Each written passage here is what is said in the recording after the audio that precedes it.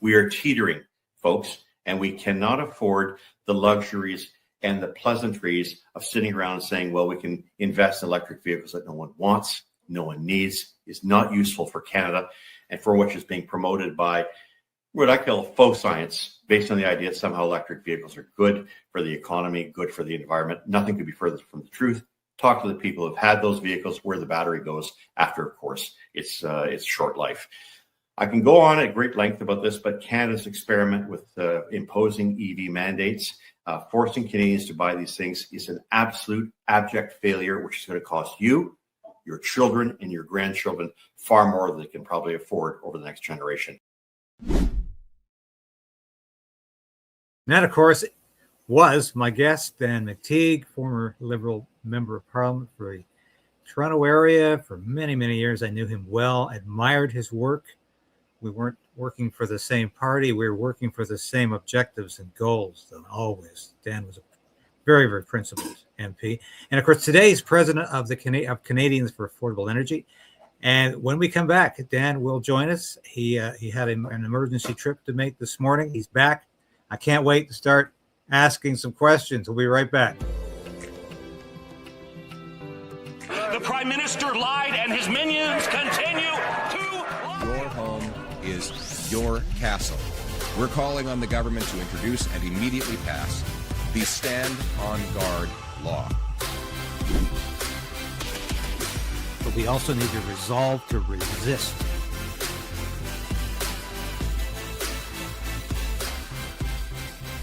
Okay. We'll do it live. Okay. No. We'll do it live. I'll write it and we'll do it live. And we're going to do it live. Welcome to the show again, Dan McTeague. Thank you for coming on. What a wonderful introduction. Thanks, and good to be back again, David. And I promise not to yell like that guy did. Did you recognize him? It's been many years, yes. I've never seen that clip before, so I'm sorry. Pardon me if I still have a smile on my face. I'm trying to get my laugh. That's early in his career. I think long before Fox News, but I just love that clip because that's live television. And I try to go live every day. Sometimes I have to pre-record, but I like the energy of live television. Because I did some TV work over the years. And yeah, no kidding. It's great, but I love that clip we showed at the beginning. We'll get to the EVs. I know you've got lots to say about that, but wanted to ask you very generally here, the U.S. occupation of Venezuela, and it's not clear how that occupation is going to go, whether Marco Rubio is going to be a de facto president or the vice president, who is a committed socialist, is going to be staying. I know she's got her marching orders, but it comes down to me about the oil. And immediately it was clear to me what this was all about. It was more about drugs than any drug cartel, or more about oil than any drug cartels. So we're going to see Venezuelan oil flooding the U.S. market. There's no question about that. It's going to be coming north. And of course, Alberta oil has been filling the gap because Venezuela has been under a dictatorship. They've not been producing the oil they could be. They've got the most oil resources in the world. I didn't know this.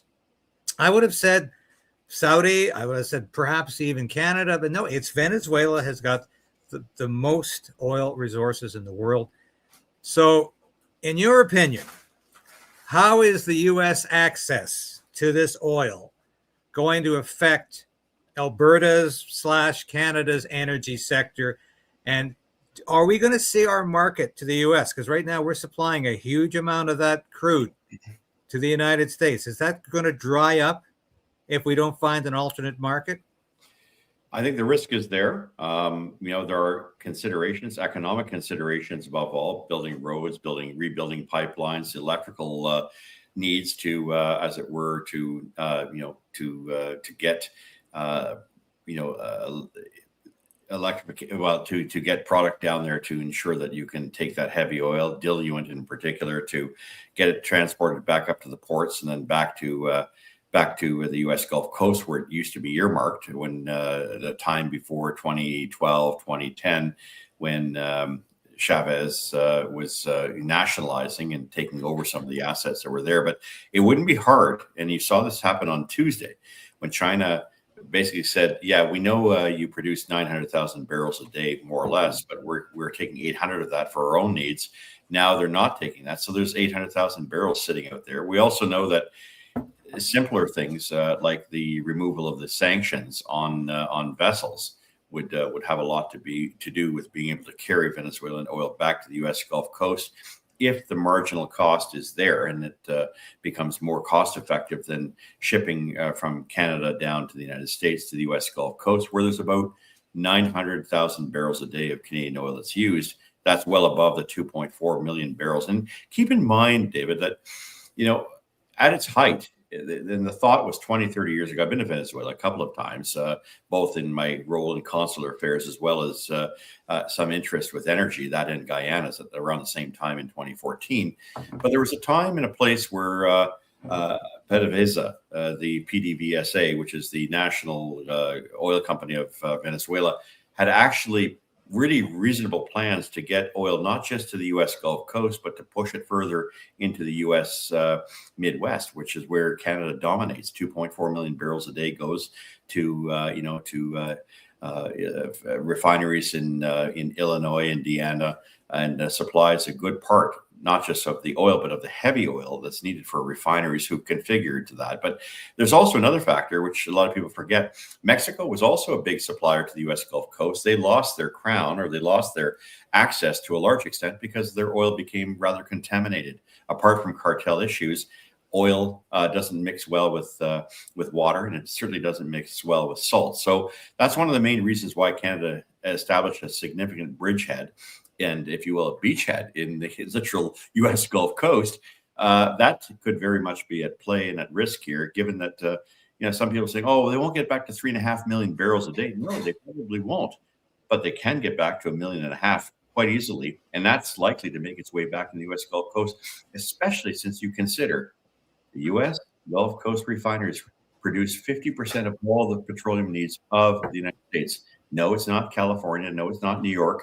It's nowhere around New Jersey. It's actually the U.S. Gulf Coast. That's why, by the way, Mark Carney's company, old company, Brookfield, bought the pipeline. No kidding. Well, why am I not surprised? Brookfield is always 2 steps ahead or 2 steps behind Mark Carney wherever he goes on his trips around the world. It's just why the media never notices this. It's incredible, but it's all over X. It's all over social media. What's going on with Mark Carney and Brookfield, but we've got the same type of oil though with Venezuela. I think you pointed this out. It's heavy crude, it's heavy sulfuric content. But the question that comes to my mind all the time is the U.S. likes to say it's energy independent. It's got enough of its own resources, but is it? Because it doesn't have the refineries to refine that kind of oil. Why did that happen? Why can't the U.S. refine its own sweet crude? I mean, what happened there?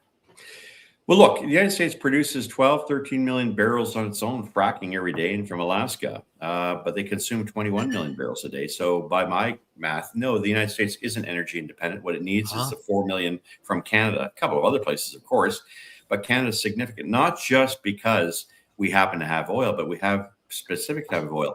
U.S. light, tight shale oil is great for gasoline. It has a very low, what's called API gravity level, 8 to 15, but you can't make diesel with that. Now, think about it this way.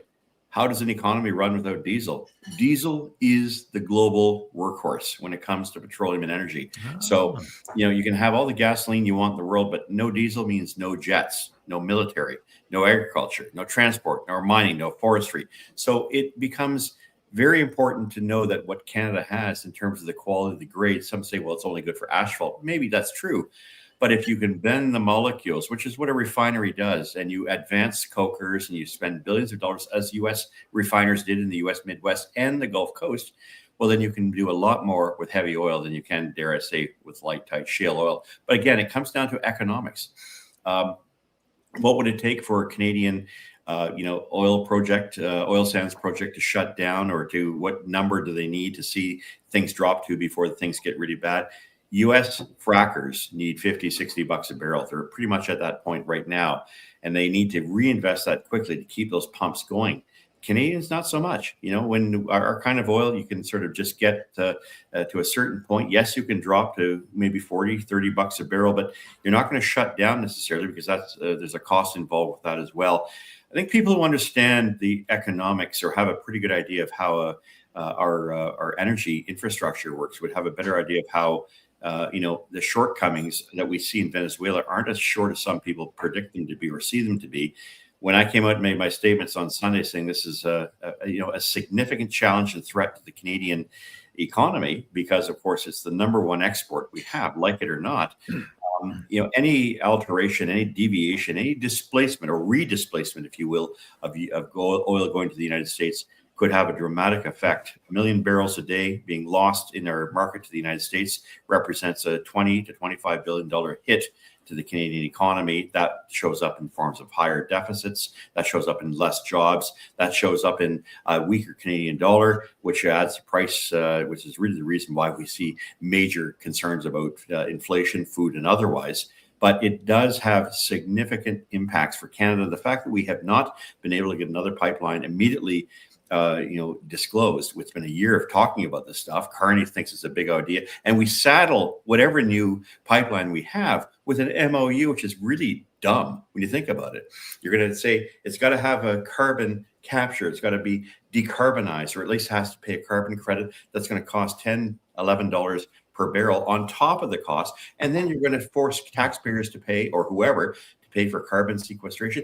Tell me, David, what other nation, I'm just talking Venezuela, who produces and exports oil as a major part of their economy, would saddle their economy with decarbonization? No one is that ridiculous. No one is that insane. But that's exactly the kind of policies we're pursuing in this Canada. And it does allow me to think for a moment, because we haven't thought this one through. We're not thinking about this. We truly are a nation of El Bozos. Well, you set me up for my next 3 questions, actually, believe it or not. So I think Wow. I'll go where I was going to go anyway.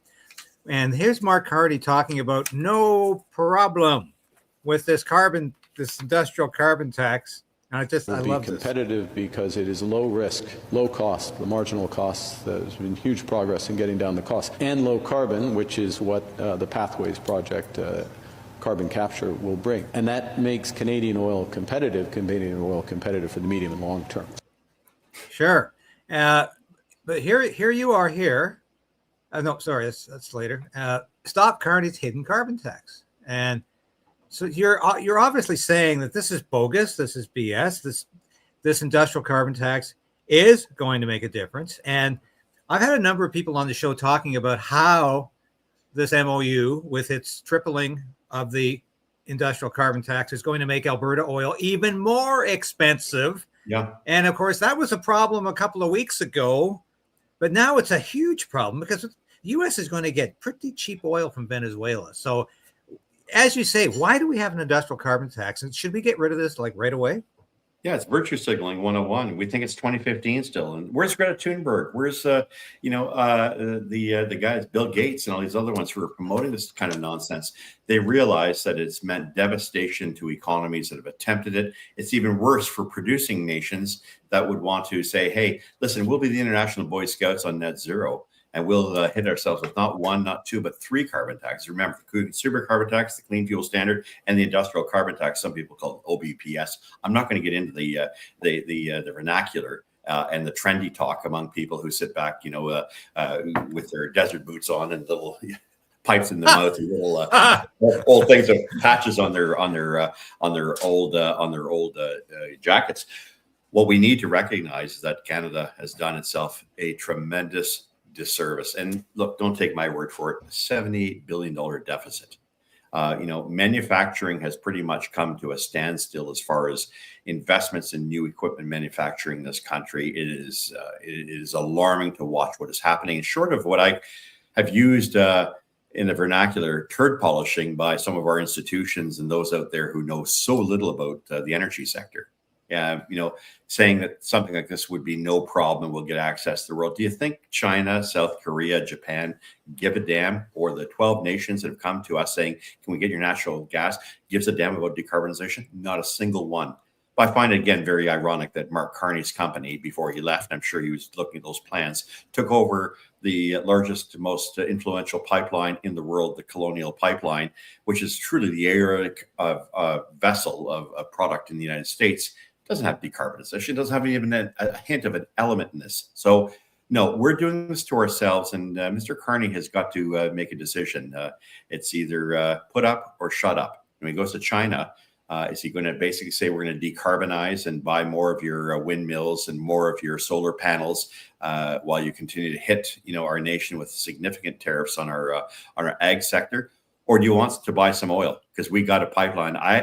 Mark Carney, can approve in a nanosecond. If he wanted tonight, he has the ability to say yes. And he can put aside some of the nonsense and obstruction that we've tolerated in this country, much to the detriment, not of boomers, they don't care, but of the next generation. Kids who can't find work in this country because there is no future in this country. Kids who are going to graduate this year and feel that for the first generation, for the first time in 100 years, best to go abroad rather than try your luck here in Canada. This is what the legacy really means. And oil, energy, and energy affordability is really the harbinger of what you've done. It's the canary in the coal mine. The fact that we've assaulted it and that we've put all sorts of layers on it, the ridiculousness of the MOU, the Alberta government and Canadian government's MOU is simply ridiculous and defies economics and the realities of the marketplace. No one gives a damn about your stupid decarbonization. They don't give a damn about whether or not you've got a carbon credit that goes with it. They're not going to buy or not buy based on, they're going to buy it based on your availability, which we don't have, and the cost, which is about to be jeopardized. Well, before I get to my next question, let this serve as a preamble, I guess, from Pierre Poilievre, who does seem to get it. I think he understands that we need a pipeline like right now, not in 10 years. He's been saying that for quite some time. But here he is essentially putting the ball in Prime Minister Carney's corner. And I'm sometimes critical of Pierre Poilievre. I'm not in any political party's pocket as the host of this show or as a journalist today. But I think he's got this right. And I know he's in a difficult position because those on the right are saying he's being co-opted at times by the Carney government. Those in the center are saying he needs to be more accommodating to the Carney government. So he's in a difficult position. But I think his latest declaration on why we need a pipeline is just realistic and obvious. And here he is. Therefore, there is only one level of government with the constitutional authority to approve or reject the project, the federal government, and only one person with the legal authority to decide for that government under Bill C-5, and that is the Prime Minister himself. Only Mark Carney stands in the way. It's time for him to get out of the way. Getting out of the way is all the federal government needs to do to relaunch our entire resource sector and secure our economic sovereignty. Liberal anti-development laws and regulations are all still in place. High taxes on investment and energy, still there. We have among the slowest permitting in the entire world. These are all federal blockages. Getting them out of the way is the method and the means for retaking control of our economic sovereignty. I'm not here just to point fingers. I have a plan to make Canada stronger, self-reliant, and sovereign. In fact, I call it the Canadian Sovereignty Act. So I think he's serious about this. My question to you, and I don't know how well you know or don't know Mark Carney.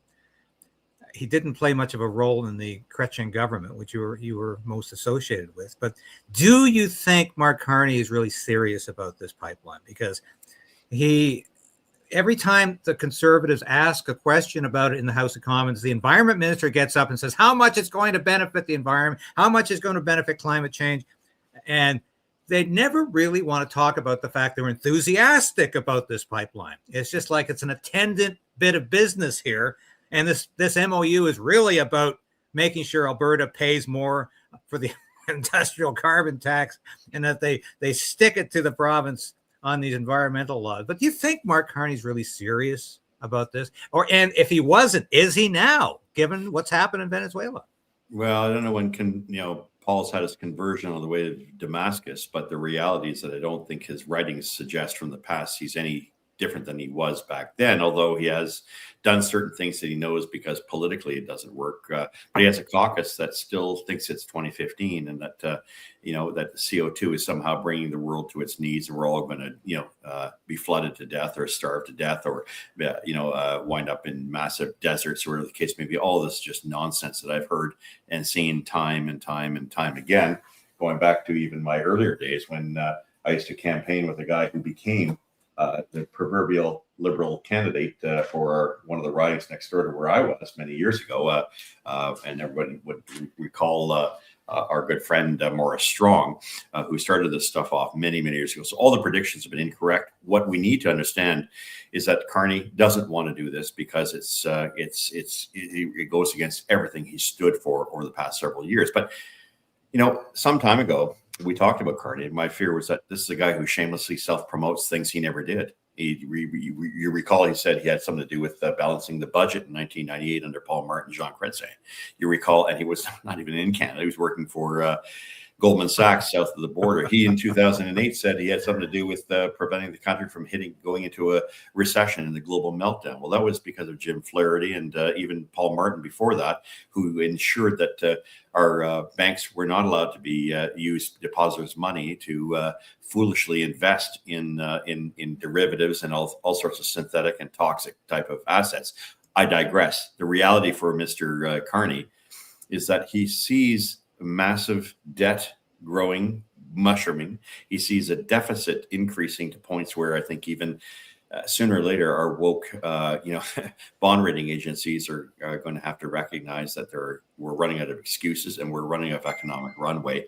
With all that in mind, what it really means, I think, is for Mr. Carney, doesn't want pipelines, but without them, the country is dead in the water. How the hell are you going to pay $14 billion in equalization to other provinces from Alberta and Saskatchewan, producing provinces, when you, as my grandfather would have said, you haven't got a pot to piss in or a window to throw it out of? Yeah, well, that's exactly it.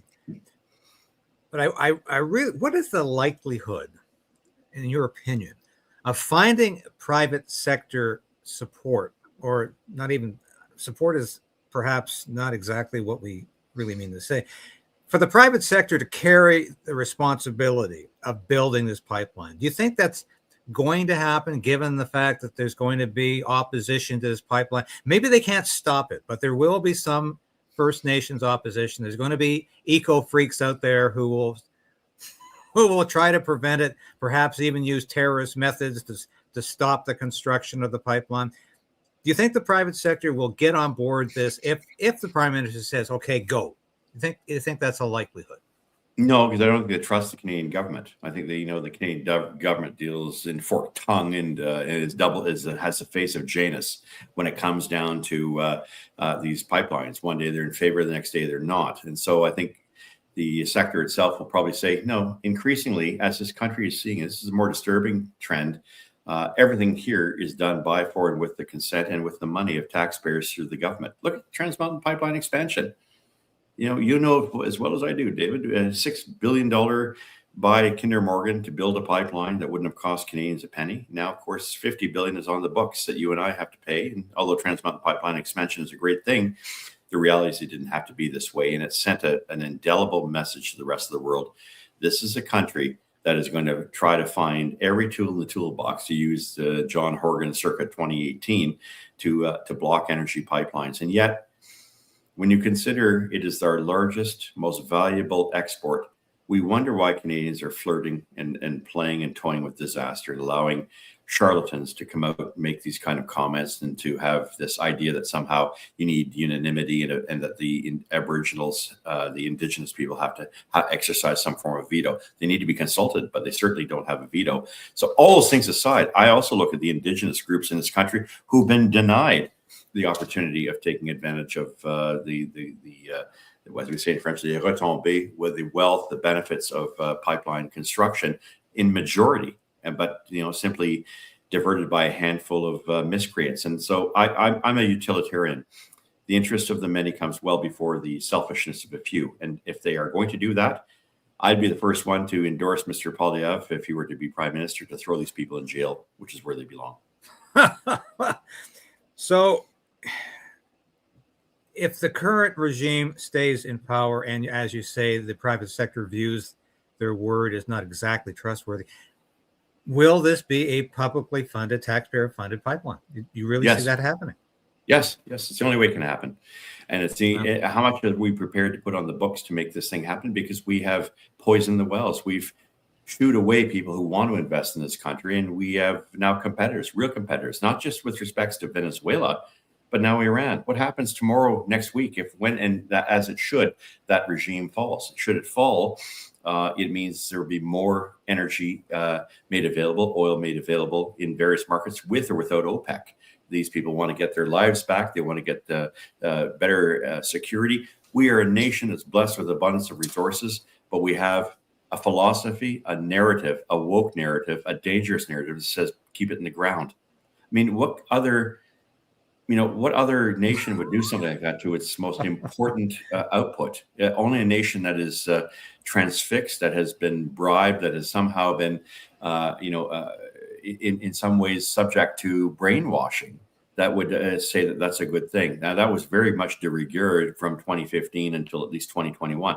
And by the way, David, I mean, I fought people within the industry, the oil industry itself, but many others who felt this is the way to go. Now, whatever happened to the mainstream media, the legacy media, let's bury this in the ground. We don't need no oil. We've hit peak oil. That's all gone.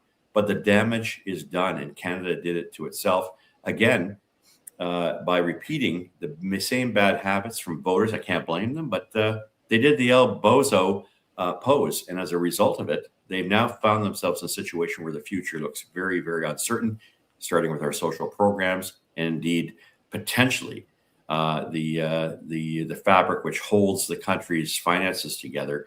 That is to say, its most important revenue generator, oil and gas. Whether you like it or not, it is the fact. I worked in the automotive sector. I worked media relations before I was elected. Little tiny company called Toyota Canada. Automotive is not our savior. The steel industry alone is not our savior. They're all important, but nothing when you consider an economy in which the GDP is 70% service sector. That should be alarming in and of itself, since we all work for areas that are not necessarily producing the kind of wealth to sustain the kind of programs that we have out there. But at the end of the day, if we're willing to forsake and not recognize the deep damage our policies and our narratives and our ideology has committed to the energy sector, this country is in very, very deep trouble. It's funny you should say the 70% service sector. I had a professor of journalism at Carleton University who once said Canada will end up as a country selling hamburgers to each other. And it's so accurate, because that's exactly where we're going with this. Except that won't be Canadians selling those hamburgers. We'll bring people in from another part of the world to dumb down the wages, work under the table, and allow short-term hawks and businesses to take advantage of new entrants who can work for far less than what Canadians need to make a living. Yeah. Well, this brings to mind, though, both Pierre Poilievre and Alberta Premier Daniel Smith love to point out the fact that the U.S. has a sweetheart deal with Canada. We send them all of our crude. They refine it. They send it back as gasoline. And if you think about it, it's not that different from the old mercantilism system under the Empire, where we gave our natural resources to Great Britain and they sold back the finished product. It's the same concept. So should Canada be building its own refineries and refining its own oil? Well, I'm hearing this from the left, and I've heard it for a few years. And let me use this opportunity here with you, David, to point out that Canada doesn't have a problem with refining. We have more than enough refinery capacity to meet our own needs, with the exception might be a couple of places in around Vancouver. But the rest of the country, we are net exporting of not just oil, but also of oil products. So there's not an issue. We may have a bit of a balance in which there's trade depending on where you are, as we do with natural gas. But we don't need to build more refineries in order to attend to this problem. And, the left and the greenies and the climate bedwetters like to talk about this thing and say, well, we shouldn't be selling oil. We should be selling a refined product. Well, who are you going to send it to if you still don't have pipelines? At the end of the day, they're basically chasing their own tails, and it's fundamentally dishonest for them to continue making this kind of ridiculous argument that has no basis in reality. Canada is and meets more than its demand, its domestic demand for gasoline through refined products and through refineries. I know we've had to see an attrition. I spent 15 years on this issue when I was a younger member of Parliament. Got the receipts to back it up. I think you'll recall this one, the 1998 report of the Liberal Committee on Gasoline Pricing. So yeah, it's not a problem. I am concerned about refiners having shut down, but they've also bulked up. We have pipelines moving stuff in between provinces. Manitoba gets its product from Saskatchewan and from Edmonton. Ontario gets all of its, or most of its oil from Line 5, a pipeline that goes to the United States through Michigan and it makes its way into our refineries in Sarnia, the complex that we have there in Nanticoke. So no, let's put an end to this ridiculous argument that people trot out that somehow we need to refine our products. The world wants our oil. They don't, and they have plenty of refineries. Refineries are easy to build. It's how you build them. And what they need is feedstock. China, South Korea, Japan, Asia is an open market. India is an open market for us. And why we're playing these little games of trying to find cute ways to block Canadian oil and energy to the global markets. Worth 80, 90, $100 billion to the Canadian economy, generating $20 to $30 billion for federal, provincial, and municipal governments, and paying for our hospitals, paying for our pensions, paying for our social programs. If we think we can be trendy and cute and play this little game of, oh, we don't need it, and oh, let's keep it in the ground, good. Next time, it'll explain why you're winding up in a food bank. Well, you have cleared up a major misconception that I think is shared by left and right in this country, because you've exploded a myth for me today. I thought we had a refinery problem as well. I'm not trying to be mischievous and saying, oh no, we don't want to ship our oil overseas. We just want to refine it. I thought we could do both, but apparently we can do both with the current facilities. And that's good to know. I'm going to ensure that word gets out, because I hear that all the time from small C conservative people who think we need more refineries. They should call Dan McTeague or do what they do every day. Check out my gas price predictions. I know a little bit about gas and oil. Yeah, well, you certainly do. Yeah, that is so good to know. But if we got started on a pipeline now, like today, this month, how long is it going to take to get this thing ready to use? Because I hear a lot of so-called experts, and these are not experts. I think you're the expert.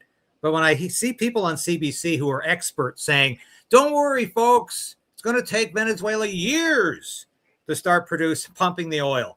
And I'm thinking, no, when the U.S. wants something done, they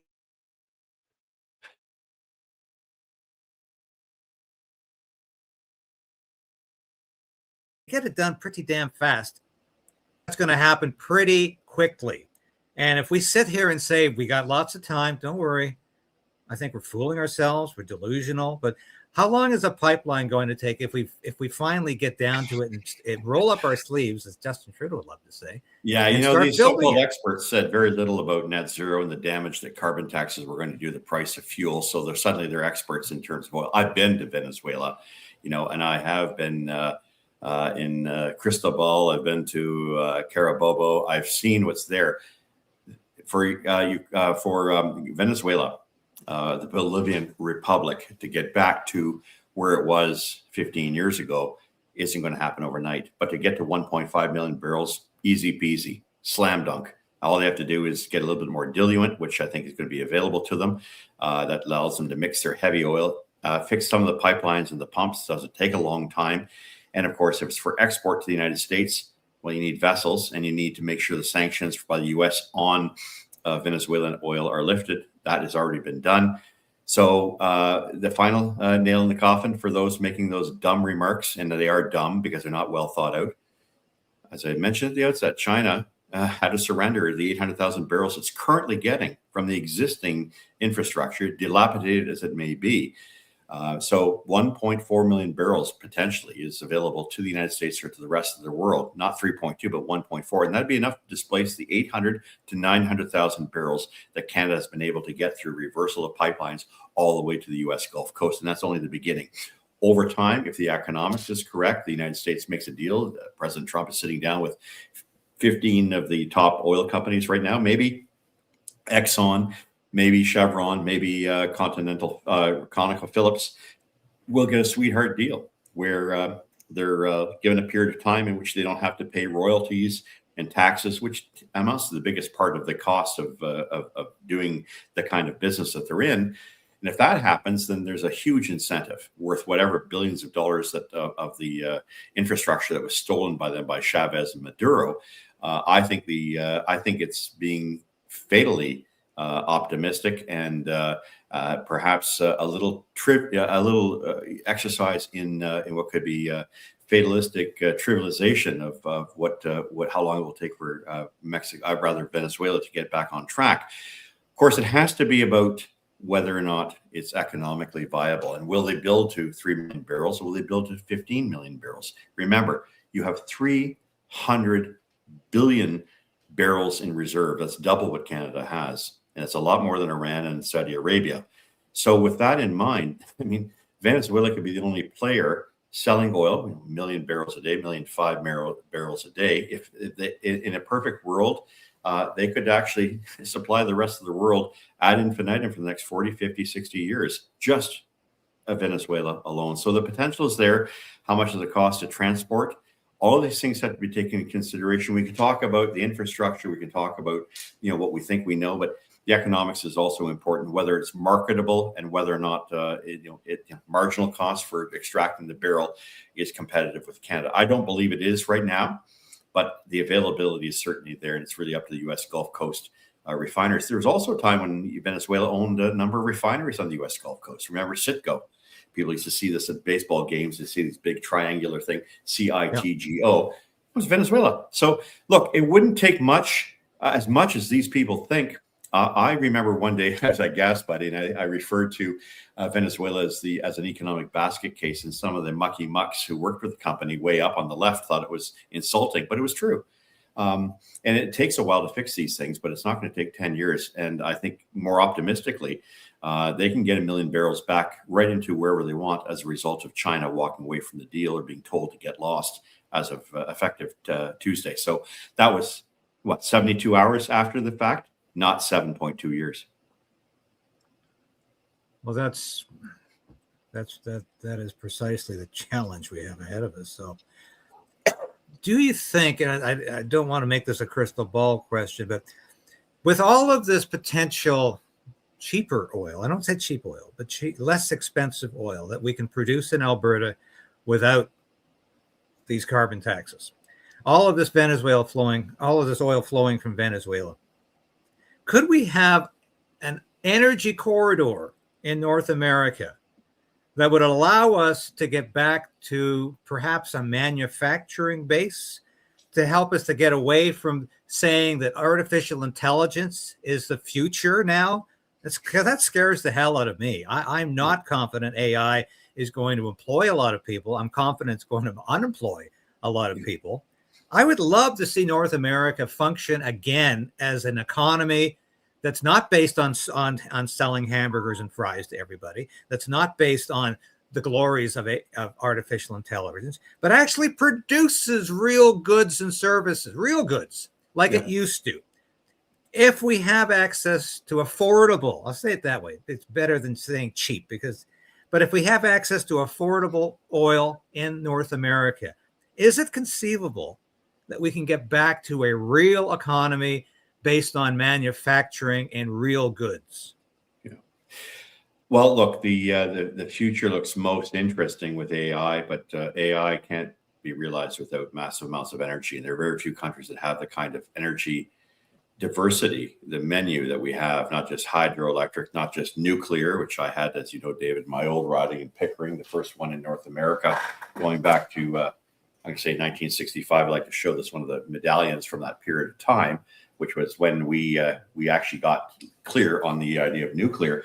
We have to recognize that with the energy, that we're blessed with an energy abundance that not only Canadians can take advantage of it to maintain their prosperity, but the rest of the world has literally come to us asking for more. And, I find it a little ironic, just natural gas, which we have a lot of, and we have provable reserves going for generations to come, that we're selling it to the United States for $2 an MMBTU.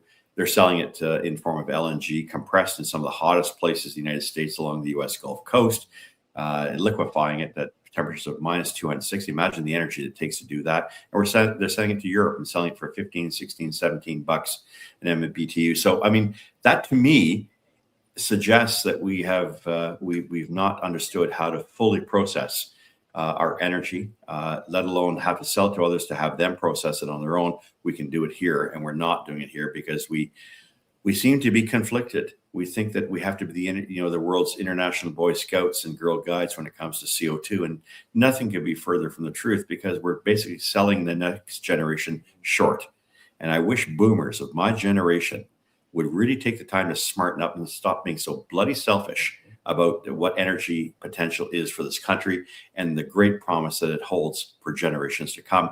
To anything less than that is selfish in the truest sense of the word and quite irresponsible. And of course, boomers just love Mark Carney. That was his largest constituency, I think, in the last federal election. But yes, before I forget, I want to talk about EVs because I don't think anyone is more eloquent about the idiocy of the EV market. And I'm trying to find this. Yes, stop the EV handouts. Wonderful idea, Dan. And we've had EV handouts for so many years, and I had to laugh at Doug Ford this week. He finally seemed to realize that, well, maybe he should be siding with the conservatives on a couple of issues anyway. And now he's saying, yeah, we need a pipeline.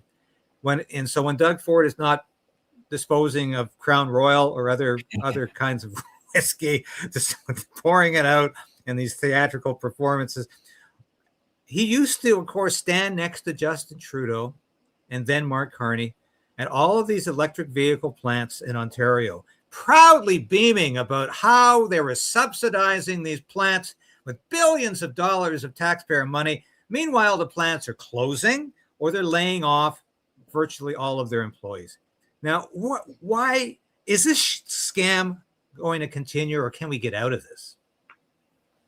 I think we're out of it because they're going bankrupt, and companies like Ford, GM, Mercedes, but most importantly, the ones that are building here have decided they can't continue, or they're prepared to pack up and go to another jurisdiction.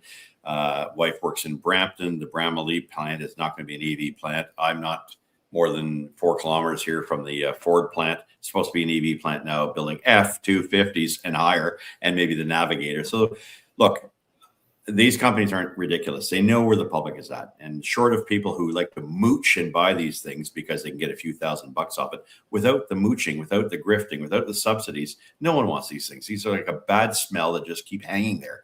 And I say that not to be disrespectful of the technology, but the technology falls short. It's costly. It's dangerous. It's not made in Canada.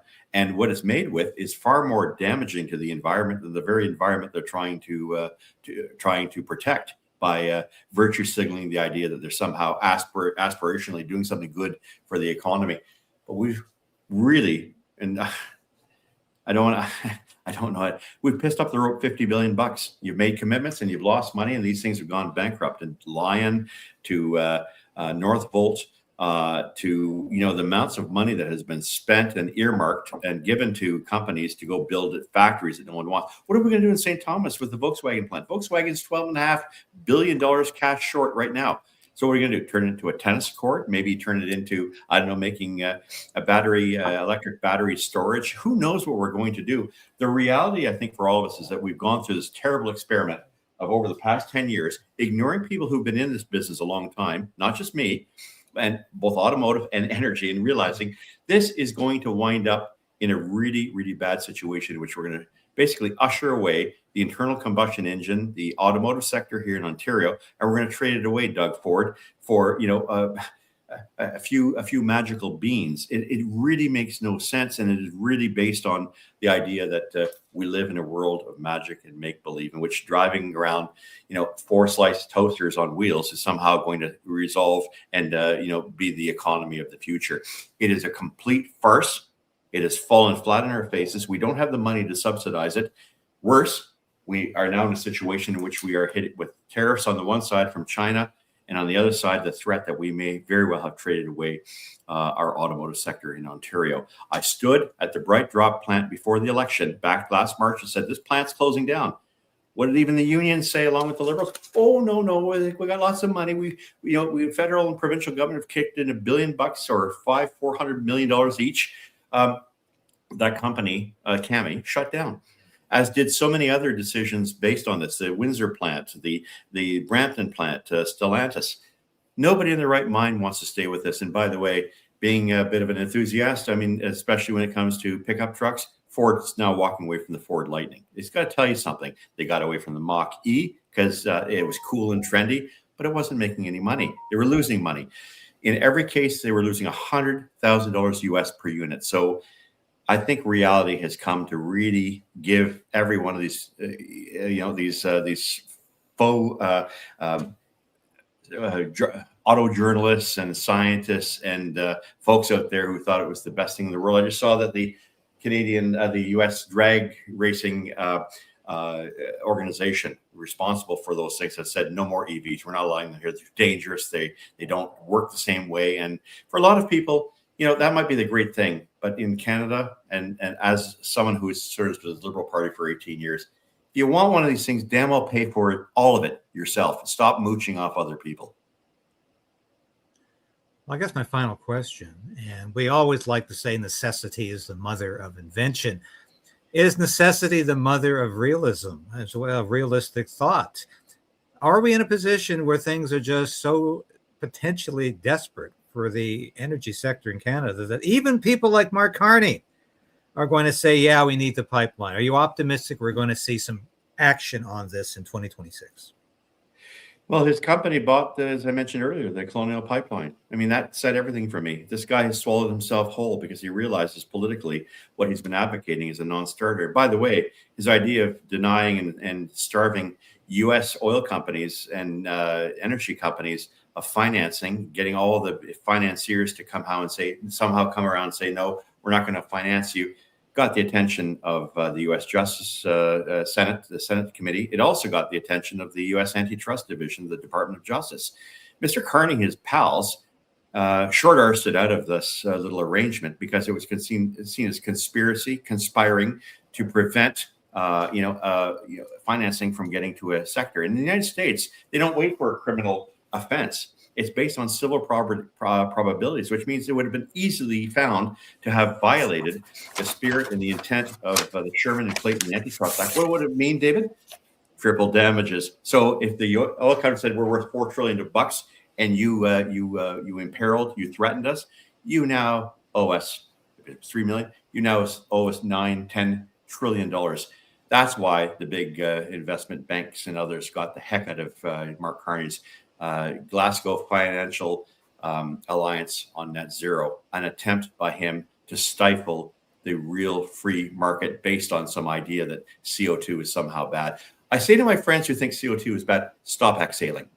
Put your money where your mouth is. I love it. Yeah, that's precisely. Stop living.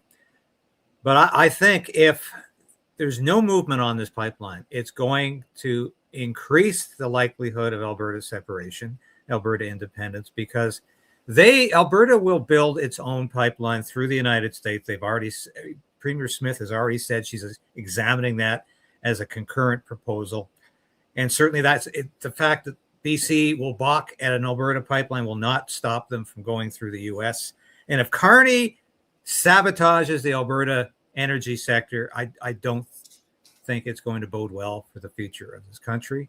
And I think that's another reason Mark Carney is probably going to say, yeah, I had better bend on this one and bend fast, because events are accelerating so quickly. We live in an age where yesterday's news is out of date today. Mm-hmm. And we're moving so quickly because of 24/7 journalism. That started with CNN. People forget 40 years ago now, over 40 years ago. But with the advent of the internet, with the advent of new journalism, with the advent of constant news 24 hours a day coming from so many areas, we can't stand still anymore. And I think if Mark Carney thinks it's just going to stay the same, I think events are going to rapidly overtake him, and potentially he could lose this country in the process, because Alberta is not going to wait for Mark Carney to wake up and smell the coffee. Nor is your final thoughts. North Yeah. Saskatchewan. I think a good part of BC feels the same way as well. Look, Carney hops on a plane in 4 days. He's heading to China. The first thing is not, hey, will you take off your EV tariffs or your tariffs on canola? It should be, you want to buy a pipeline? You just lost 800,000 barrels a day of heavy oil, which you desperately need for your own country. Why not buy it from Canada? And by the way, while you're at it, help finance the project. We'd be more than happy to sell to whoever wants in the world. If Canadians and El Bozos think they wanted to stick it to Donald Trump, well, then why not take the advantage of saying, here's how you do that? I'm not saying it's a smart thing. And I think aligning ourselves with China is not a very bright policy on a geopolitical basis and in terms of our relationship with the free world, given the menace that China constitutes. Nevertheless, if we're going to trade and no one wants to buy our oil, we've got to find someone to buy that oil. And if we don't buy that oil, it's going to significantly decrease the receipts in revenues the federal government receives. As I mentioned earlier, if you think 138 pennies to buy US, or 139 now, so the Canadian dollar is back down again.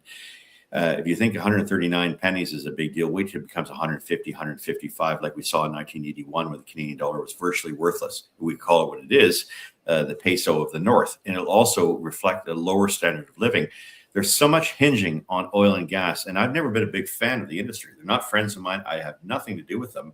In fact, they hate my guts when I come out and I predict gas prices because it denies them the opportunity to take advantage of people. But at the end of the day, I also recognize, we've got a healthcare system in this country. We have social programs in this country. We want to continue to be attractive, not just to pay the expectations for this generation, but for generations to come. You dump on the oil sector, you dump on the on trying to find cute and trendy ways and go along with a handful of fanatics who are too busy, boarding boats and supporting Palestine, or the case may be, as Greta Thunberg is doing. Everyone's walked away from this. They know it's bad. It's time for Canada, to really come measure up, get out of this business of hating our energy sector and applaud it the way every other country does, because we don't do it for ourselves. Other countries aren't going to do it for us. And we are going to face that veritable challenge of the future of our federation. Well, I dearly hope the Prime Minister is listening to you. I know he's not listening to this channel, but I hope he's listening to Dan McTeague as a former Liberal MP who knows what he's talking about. Every conversation with you, Dan, is not just a pleasure, it's an education. So thank you for joining me today. I always loved your work as a member, as a principled member of Parliament. Unfortunately, we don't have a lot of those people left today. Especially Let's give them some courage, David. Get back to the good old days. But it's been a pleasure, and let's stay in touch. And you're always welcome on the show to talk about what you know, I think, better than just about anybody else in this country. Love to do it again. Thank you for those comments. We'll say goodbye for now, and see you again soon, Dan. Bye for. Dear David. That, of course, was Dan McTeague, a good friend, known him for many, many years. And as I say, always a principled MP. And I think nobody knows more about this in terms of real ideas, real knowledge than Dan McTeague. We're just going to show you the merch and we'll be off.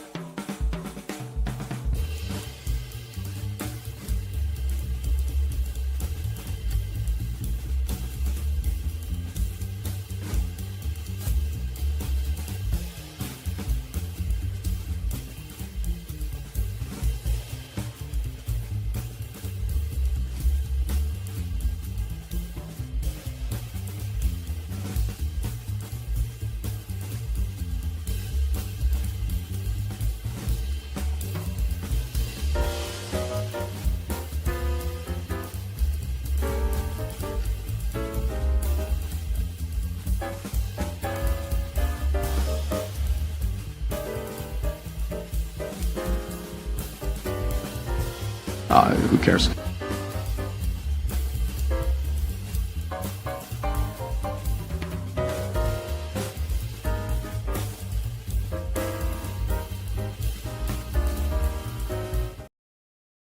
Thank you for watching today. We'll be back again, same time tomorrow. Not sure what we're doing tomorrow yet. As I said, though, the news is accelerating so quickly, it's just difficult to stay up, to stay in tune with what's happening. But that's what we're trying to do here. To give you the news you need to know. That interview, I think, is just indispensable in terms of understanding what's really going on. That's what we try to do here. not to give you CBC's clips, not to give you the mainstream media's take, to give you a different take. That's what this show is all about. Thanks for watching.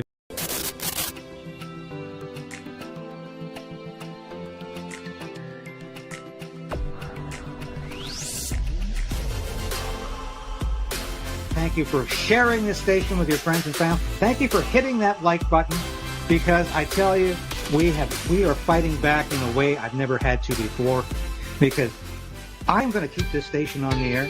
I'm going to keep fighting for freedom. I'm going to keep fighting for justice and truth.